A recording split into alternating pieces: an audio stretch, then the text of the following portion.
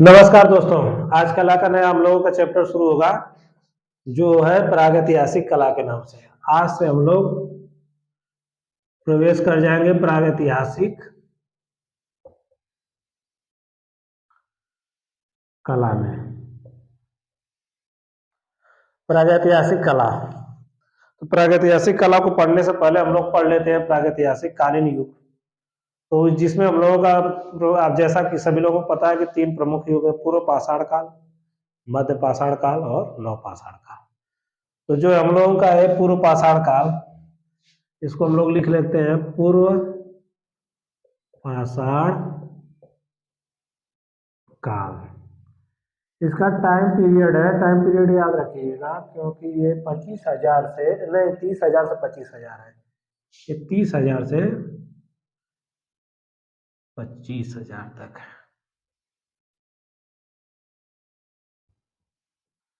30,000 ईस्वी पूर्व से 25,000 ईस्वी पूर्व तक टाइम पीरियड याद रखिएगा क्योंकि क्वेश्चन यहीं से एक लाइन में पूछ लिया जाता है कि पूर्व पाषाण काल का टाइम कितना था। पूर्व पाषाण काल हो गया 30,000 ईस्वी पूर्व से 25,000 ईस्वी पूर्व। दूसरा हम लोग बोले मध्य पाषाण काल। मध्य पाषाण काल एक यहां से शुरू होगा 25,000 से, 25,000 ईस्वी पूर्व से 10,000 सैकड़ा हजार 10,000 ईस्वी पूर्व तक। अब तीसरा हम लोगों का आएगा नव पाषाण काल। नव पाषाण काल जो चलेगा 10,000 ईस्वी पूर्व से 5,000 या कहीं कहीं मिलता है 3,000 ईस्वी पूर्व तक।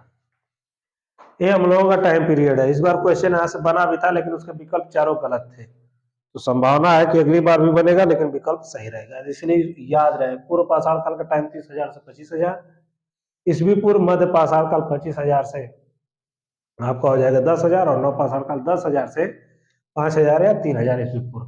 अब एक एक करके हम लोग पढ़ लेते हैं इन सबों के बारे में। तो हम शुरुआत करते हैं हम लोग पूर्व पाषाण काल से। थोड़ी बहुत जानकारी इसके बारे में इकट्ठी कर ली जाए। पूर्व पाषाण काल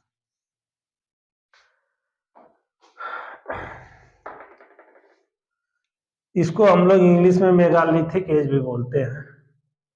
मेगालिथिक एज, ये मेगालिथिक एज है। मेगालिथिक एज का मतलब हो गया कि इस युग में मानव प्रकृति के एकदम निकट रहता था, यानी प्रकृति के सानिध्य में, यानी कि पहाड़ों पे, जंगलों में, गुफाओं पे, पेड़ों पे, वहीं पे अपना जीवन निर्वाह करता था और उसका प्रमुख कार्य सिर्फ आखेट करना था और संभवतः भद्दे और मोटे हथियारों या पत्थरों का प्रयोग करता था।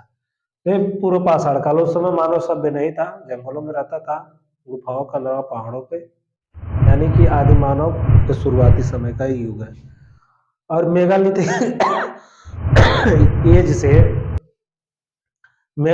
एज में ही सर्वप्रथम रॉबर्ट ब्रूस फूट महोदय मद्रास के, जो जिसको आज हम लोग चेन्नई बोलते हैं, वर्तमान के चेन्नई या पहले के मद्रास के पास एक पल्लावरम नामक स्थान है। कहाँ पे है? पल्लावरम। 1863 में इन्होंने पल्लावरम नामक स्थान पर इस काल के औजारों की खोज की, यानी कि 1863 में सर्वप्रथम रॉबर्ट ब्रूस फूट महोदय ने मद्रास के पल्लावरम नामक स्थान पे इस काल के औजारों की खोज की और भूगर्भ शास्त्री इसी काल को भूगर्भ शास्त्री जो है, सभी भूगर्भ शास्त्री लगभग इस बात पे एक मत है कि दक्षिण भारत, यानी कि जिसमें चेन्नई, तमिलनाडु, कर्नाटक है, दक्षिण भारत ही सबसे प्राचीन भाग है। इस देश का सबसे प्राचीन भाग कौन सा है? दक्षिण भारत। और दक्षिण भारत में सर्वप्रथम 1863 में पल्लावरम नामक स्थान पे इन्होंने खोज किया उस समय के हथियारों की। और इस समय के मनुष्य को क्वार्टिजाइट कहा जाता था, उस समय के मनुष्यों को क्वार्टिजाइट कहा जाता था। और इस काल में चित्रकला के कोई साक्ष्य हमको नहीं मिलते हैं। मतलब हमको बस याद कितना रखना है कि इसका टाइम पीरियड 30,000 से 25,000, चित्रकला के कोई साक्ष्य नहीं मिले। और 1863 में रॉबर्ट्स ब्रूसफुट महोदय ने पल्लावरम नामक स्थान पर सर्वप्रथम पूर्व पाषाण काल के औजारों की खोज की। इतनी चीजें हम लोगों को याद रखनी है। अब हम लोग आते हैं मध्य पाषाण काल में। इससे ज्यादा और यहाँ से क्वेश्चन बनेंगे नहीं, क्योंकि ये इतिहास नहीं कला है। अगर इतिहास के पर्पज से देखेंगे तो बहुत सारी चीजें बन सकती हैं, लेकिन ये कला है तो कला के पर्पज से इससे ज्यादा क्वेश्चन नहीं बनेंगे। मध्य पाषाण काल,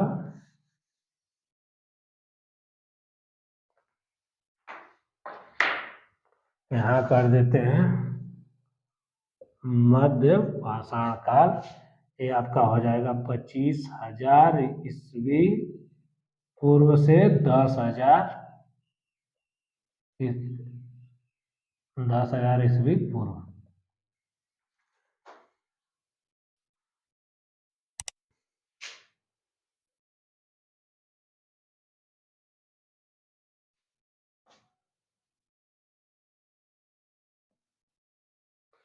ईस्वी पूर्व तक। अब इसको, इसका इंग्लिश नाम भी जान लीजिए। इसका इंग्लिश नाम है नियोलिथिक एज। ये भी याद रखिएगा, मध्य पाषाण काल है ना, इसको मेसोलिथिक बोलते हैं। 9 पाषाण काल को नियोलिथिक कहते हैं, मेसोलिथिक। इसका नाम हो जाएगा मेसोलिथिक एज। इस एज में क्या हुआ है? इस एज में बहुत ज्यादा परिवर्तन नहीं हुआ, क्योंकि मानव धीरे धीरे सभ्यता की तरफ बढ़ रहा था। यानी कि वो आज भी उसी तरह से जंगलों में रहता है, गुफाओं में रहता है, और आखिर करना है उसका प्रमुख साधन है, उसी से अपना जीवन यापन कर रहा है। इसको हम लोग कह सकते हैं कि संधि काल था, क्योंकि धीरे धीरे वह कुछ सीखने का प्रयास कर रहा था, लेकिन अभी बहुत कुछ सीख नहीं पाया था। तो मध्य पाषाण काल क्या है? ये संधि काल है। किसका संधि काल है? पूर्व पाषाण काल और नव पाषाण काल के बीच का संधि का काल आपका हो जाता है मध्य पाषाण काल, जो चलता है कब से कब तक? 25,000 से 10,000 ईस्वी पूर्व। और अब इसके बाद शुरुआत होगी हम लोगों की नव पाषाण काल की, जिसमें ये सारी चीजें मिलनी शुरू हुई।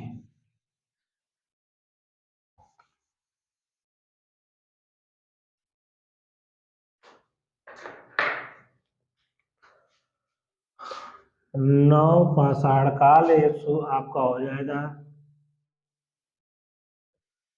10,000 ईस्वी पूर्व से 5,000 या इसी को 3,000 ईस्वी पूर्व। इस काल में ही सारी चीजें होने से आदमी धीरे धीरे सभ्य हो गया, और सभ्य होने के साथ साथ उसने औजारों को भी नुकीला बनाना शुरू कर दिया। और इसी समय वो चित्रकारी भी शुरू करता है। और उस चित्रकारी में कुछ प्रमुख स्थान है, जैसे आपका बेलारी हो जाएगा, बेलारी, वायनाड, हिडकल, ये सब नौ पाषाण काल। बेलारी, वायनाड, हिडकल, बिल्ला सरंगम गुफा, आपका बिल्ला सरंगम गुफा हो जाएगी। बिल्ला सरंगम गुफा के साथ साथ आपका इसी समय मिर्जापुर और सिंघलपुर भी नौ पाषाण काल गुफाएं हैं। सिंघनपुर, ये सारी गुफाएं जो हैं, पंचमढ़ी भी हो जाएगी, भीमबेटका भी हो जाएगी। हाँ, पंचमढ़ी और भीमबेटका भी हो जाएगी। पंचमढ़ी और भीमबेटका, ये सारी गुफाएं जिनमें हमें चित्रकला के साक्ष्य मिलते हैं, ये इसी समय की है। कब की? नवपाषाण काल की।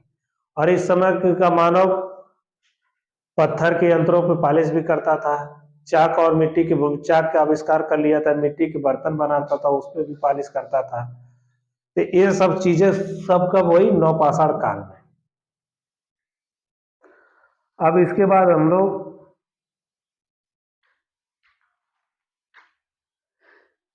ये चीजें हो गई। अब इसके बाद हम लोग देखेंगे कि नवपाषाण काल में और क्या हुआ।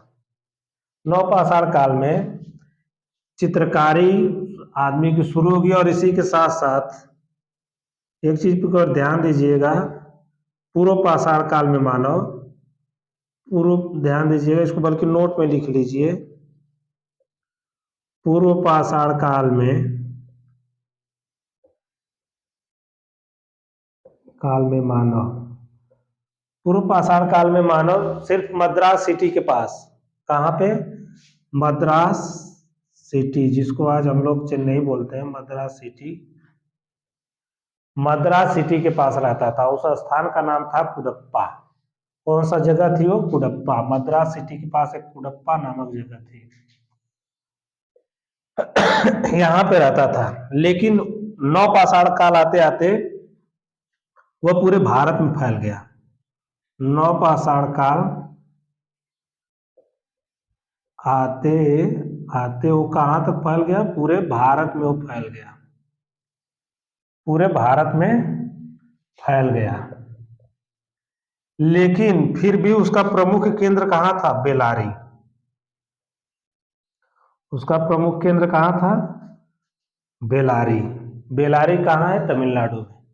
तमिलनाडु में बेलारी है प्रमुख स्थल। वहां पे वो पूरे भारत में फैलने के बाद भी उसका प्रमुख केंद्र बेलारी था, और पूर्व पाषाण काल में उसका प्रमुख केंद्र मद्रास का कुडप्पा नामक शहर था। तो अब हम लोग शुरुआत आगे चलेंगे, नवपाषाण काल की चर्चा होगी। इसका टाइम पीरियड ही प्रमुख है, और जितनी भी चीजें होती हैं इसी समय होती हैं। मध्य पाषाण काल में कुछ नहीं होता। पूर्व पाषाण काल में सिर्फ 1863 वाला चीज याद रखिएगा, रॉबर्ट ब्रूसटूथ महोदय वाला, और इसके बाद नवपाषाण काल हो गया।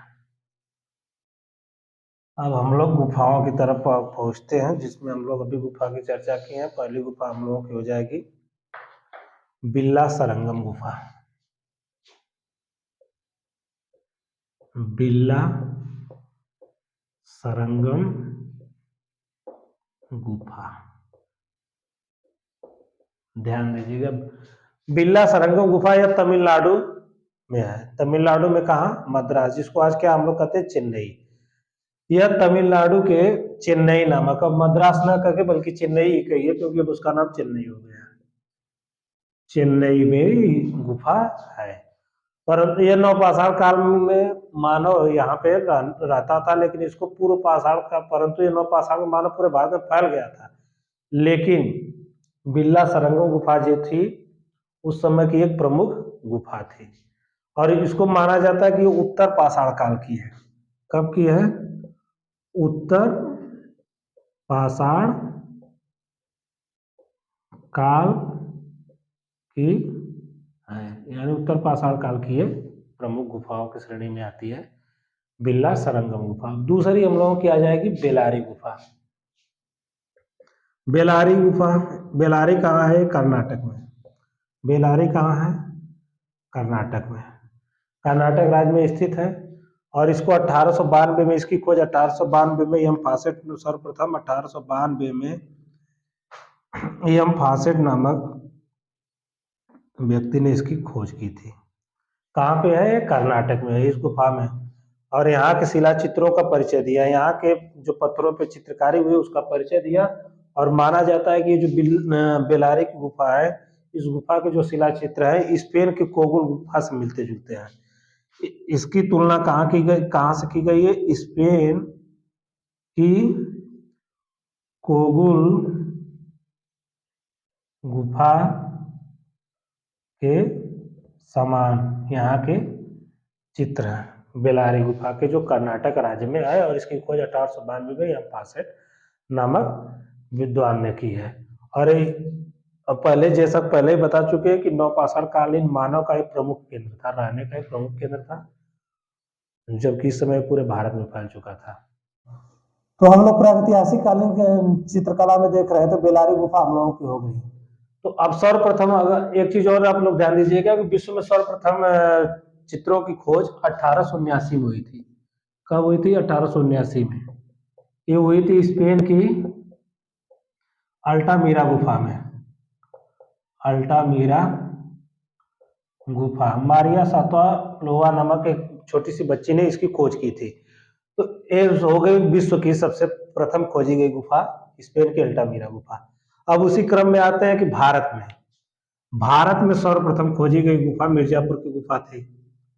भारत में सर्वप्रथम खोजी गई गुफा मिर्जापुर। अब हम लोग मिर्जापुर, ये 1880 में खोजी गई। अब हम लोग मिर्जापुर की तरफ बढ़ते हैं। अब मिर्जापुर का भूगोल देख रहे थे। मिर्जापुर जो है भारत के उत्तर प्रदेश का पूर्वी उत्तर भारत का पूर्वी जिला है, या उत्तर प्रदेश का पूर्वी जिला, आप इसके पूर्वी जिला है, और ये विंध्य पहाड़ियों के बीच में स्थित है।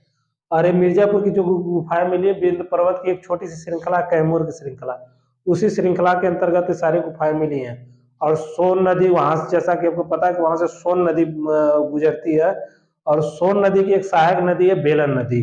कौन सी नदी है? बेलन नदी। बेलन नदी की घाटी, बेलन नदी की घाटी, या इधर का या बोल सकते हैं सोन नदी, सोन नदी की घाटी। सोन नदी घाटी और बेलन नदी की घाटी में ये सारी गुफाएं मिली। और मिर्जापुर में एक गुफाएं नहीं, कम से कम 100 से ज्यादा गुफाएं मिली हैं। कितनी गुफाएं यहाँ पे मिली? 100 से अधिक गुफाएं। और इनमें इन सभी गुफाओं में जादू, तंत्र, मंत्र, टोना, इन सभी से संबंधित चित्र भी मिले हैं। तो ये हो गया हम लोगों का मिर्जापुर। मिर्जापुर कहाँ है? यूपी का सबसे उधर पूर्वी जिला है। और अब हम लोग देखेंगे मिर्जापुर में खोजी गई गुफा या मिर्जापुर की खोज। हम लोग शुरुआत करते हैं, एक छोटी सी चर्चा होगी, मिर्जापुर की शुरुआत हम लोग कर देते हैं।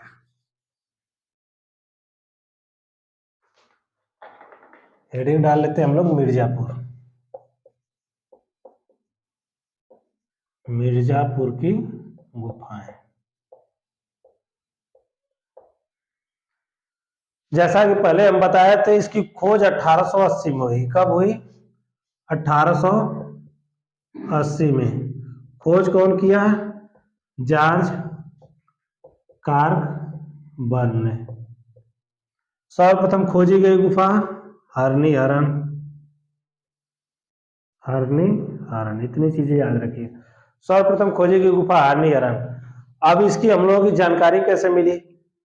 1880 में जॉर्ज कार्बन ने जब इसकी खोज की तो इसके बारे में एक लेख प्रकाशित हुआ journal Asiatic Society of Bengal में। लेख कहाँ प्रकाशित हुआ? एशियाटिक सोसाइटी ऑफ बंगाल में।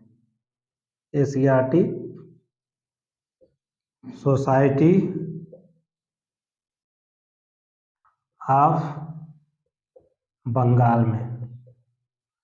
एशियाटिक सोसाइटी ऑफ बंगाल के अंतर्गत आर्चिवाल और कार्लाइल नामक विद्वानों ने इसकी चर्चा की।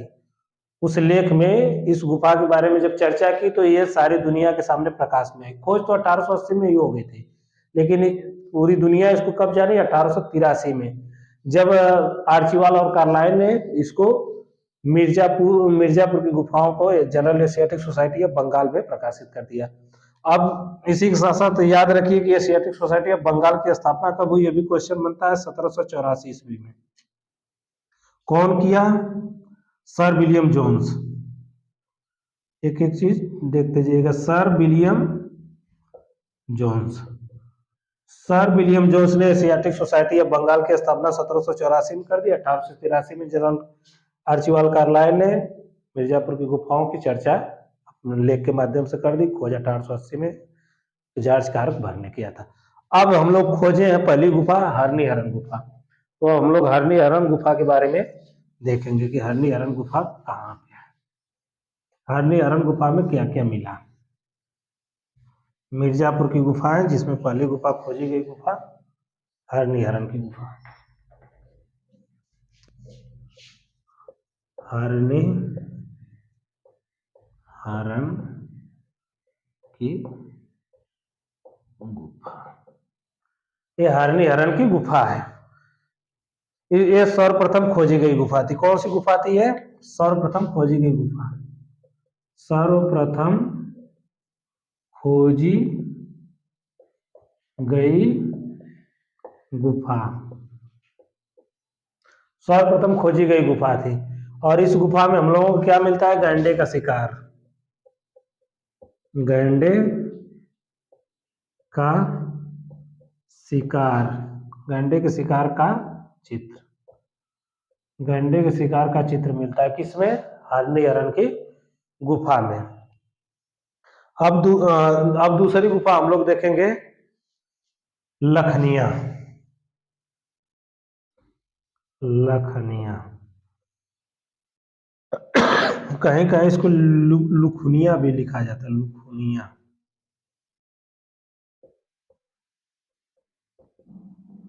ये भी वहां की फेमस गुफा है।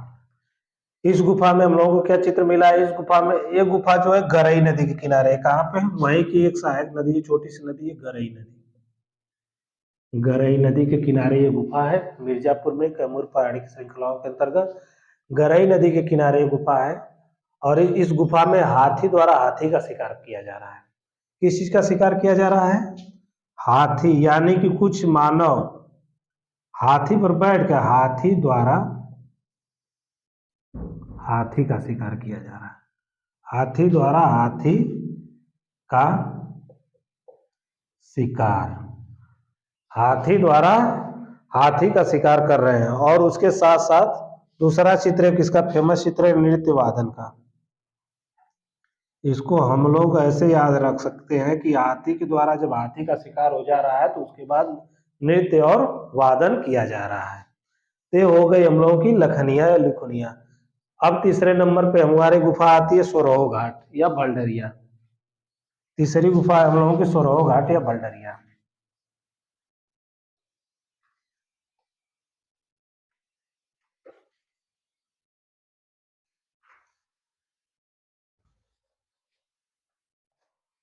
सोरहो घाट या भलडरिया, सोरहो घाट या भलडरिया। अब ये गुफा क्या है? सोरहो घाट या भलडरिया। इस गुफा में हम लोगों के सुअर के आखेट का बहुत ही मार्मिक चित्र मिलता है।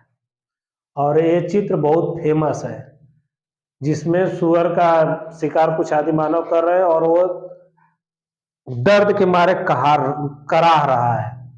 और उस समय के आदि मानव इसका बहुत ही सुंदर चित्रण किया, बहुत ही मार्मिक लग रहा है कि हाँ वो चिल्ला रहा है। सोरहो घाट या भलडरिया का चित्र। इसमें इसका सबसे फेमस चित्र कौन सा है? सुअर के आखेट का चित्र। तो इसका चित्र है सुअर के आखेट का चित्र। और इसका एक और फेमस चित्र है शाही का आखेट, सुअर और शाही के आखेट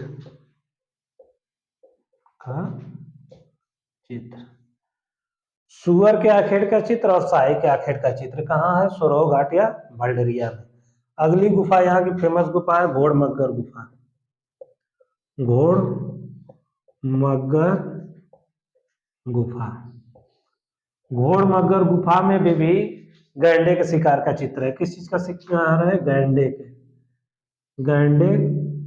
गैंडे के शिकार का चित्र है। घोड़मक्कर गुफा में भी गैंडे के शिकार का चित्र है। अब हम लोगों की अगली गुफा आ जाएगी लोहरी। लोहरी गुफा, इस गुफा में मसाल वाले आदमी का चित्र है। मसाल वाले आदमी का चित्र, मसाल वाले आदमी का चित्र है किसमें? लोहरी गुफा में। अब ये मिर्जापुर की कुछ फेमस गुफाएं थी और छोटी छोटी गुफाएं हैं जिससे क्वेश्चन बनते नहीं, लेकिन यहाँ से क्वेश्चन बनते हैं इसलिए इसको बताना जरूरी था। वहां पे एक और छोटी सी गुफा है जिसको हम लोग विजयगढ़ गुफा कहते हैं। कौन सी गुफा कहते हैं? विजयगढ़ गुफा। विजयगढ़ गुफा नामक एक गुफा है जहां पे 3 आदमियों को, यहाँ पे 3 आदमी हैं, जो 3 आदमियों का चित्र है जो लाल, पीला और सफेद रंग में, और सफेद रंग में है। ये मिर्जापुर की गुफाएं हो गई। और वहां तो गुफाएं जैसा पहले हम बता चुके 100 से अधिक गुफाएं, लेकिन जहां से क्वेश्चन हम लोगों के बनते हैं वो सारी गुफाओं के चित्र आपको बता दिए। आप एक लाइन में इसको याद कर लीजिए: हरनी, हरण, लखनिया, सोरहो घाट या बल्डरिया, घोड़मक्कर, लोहरी, विजयगढ़ गुफा। तो ये हम लोगों का एक चैप्टर खत्म हुआ। अगला हम लोग चैप्टर बाधा की गुफाएं चलेंगे। और आप लोगों से रिक्वेस्ट है कि इस चैनल को ज़्यादा से ज़्यादा सब्सक्राइब, लाइक और कमेंट करते रहिए। धन्यवाद।